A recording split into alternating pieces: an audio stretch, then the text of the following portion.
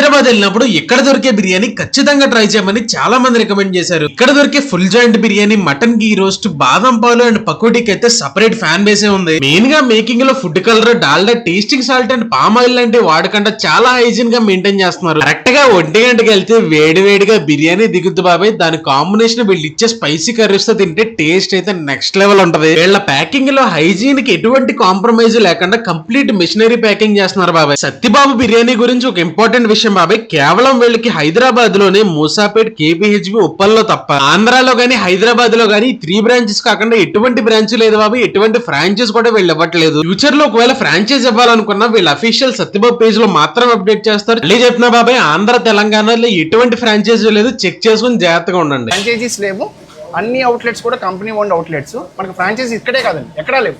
ఆంధ్రాలో లేవు, కాకినాడలో లేవు, గుంటూరులో లేవు. కొంతమంది ఈ పేరు వాడుకొని కొంతమంది ఫ్రాంచైజీస్ ఇస్తున్నారని చెప్పి తెలిసింది. సో చాలా క్లియర్గా చెప్తున్నామండి, మాకు ఆంధ్రాలో కానీ కాకినాడ, పర్టికులర్గా కాకినాడ కానీ, గుంటూరు కానీ, వైజాగ్ కానీ, విజయవాడ కానీ, రాజమండ్రి కానీ మాకు ఎక్కడా ఫ్రాంచైజీస్ లేవు.